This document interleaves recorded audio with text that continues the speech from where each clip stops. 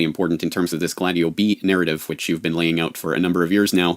And this one comes via the New York Times, January 14th, 2015. Turks are held in plot to help Uyghurs leave China. And this is talking about 10 Turkish citizens and 2 Chinese citizens that have been arrested and accused of providing altered Turkish passports to terrorist suspects from the western region of Xinjiang, a state-run newspaper reported on Wednesday. Xinjiang, that sounds familiar. People who have been following my interviews, if they recall, even in 2004, 2005, I always talked about the importance of Xinjiang and what Turkey and US like to refer to as East Turkestan, the Xinjiang region, in this operation to organize the dissent of Uyghurs against the mainland China and the Chinese government. I used to talk about this a lot, and people would say, why? I mean, she's talking about Xinjiang, Turkestan. Let's talk about Saudi Arabia. Why can't we talk about Pakistan? They are relevant. Who cares what's happening in the place called Xinjiang? We don't even know how it's spelled.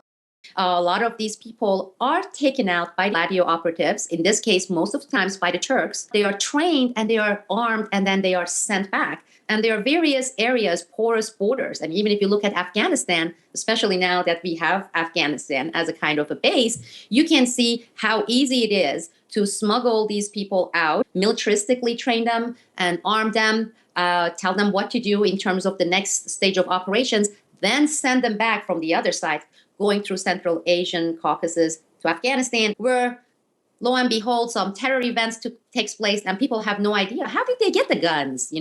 How were they trained militaristically? Because Xinjiang is under China's control. Well, they are trained outside, similar to with the Syrian opposition. So the Chinese government's version of the story is much closer than when the New York Times takes the version of the Turkish side. It's going to be extremely important, this region. Xinjiang is going to be the next Taiwan. Look at the map. You see the importance of Xinjiang. That is the entry artery of energy, whether it's coming from Kazakhstan or Turkmenistan into China, whether it's natural gas or if it's oil, it has to pass. As long as the Gladio, United States, the CIA, the NATO, they control that region with the terrorism, can you imagine any pipeline safely going through Xinjiang area and get into the heart of the mainland China? It's not going to happen. That's why it's very important. And then it's going to come to the point where we're going to have someone similar to Richard Gere start giving speeches and talk about, like they do it with the monks there in Tibet, how these people are being abused and oppressed and they need to have their own land. There's an ethnic group in China being systematically surveilled and imprisoned in an attempt to essentially wipe their culture off the map.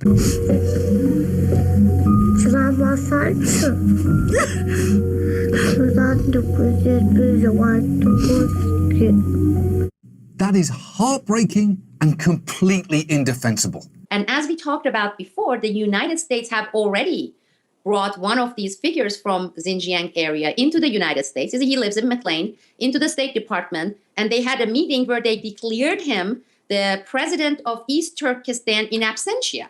So as far as the Gladio US is concerned, they even have a president for Xinjiang. How could you have a president for a country, nation that doesn't exist? There's no sovereignty, it's part of mainland China. Meaning that is the objective. We want another Taiwan. You raise a number of important points there. This might not be the new Taiwan, it might be the new Tibet, the kind of trendy Hollywood cause célèbre that everyone has to get behind when George Clooney or whoever, CFR member, comes out and speaks out about it. I think the other important point that you raise there is there are genuine issues about the way the Han Chinese treat the Uyghur population and the types of anti-terror operations that the Chinese conduct in these regions. But it's always a question of what then is the solution and how does it play out and for whose interest. The same way that Ukraine became a flashpoint and a focal point for the new Cold War with Russia, I think something like Xinjiang could become a flashpoint for what's going to happen with China. Definitely going to come. The question is not whether it's going to come. The question is when. And you see that gradually they are paving the way. So it's going to happen, whether it's 5 years down the road or 2 years down the road. And these things heating up. And of course, Chinese are playing it very, very smart. Very smart. When I keep looking at how they respond things, how they handle it, they are so logical. Have we ever heard China really loudly saying the United States is doing this? They know they have a very, very good counterintelligence, but it will be hard for the Western powers to try to throw the bait and say, okay, bite it, bite it. So even though they are doing the counter-terror, they are doing it in a very self-controlled, restrained manners because they know what the game is about. It's going to be extremely important, this region. Xinjiang is going to be the next Taiwan. Look at the map. You see the importance of Xinjiang.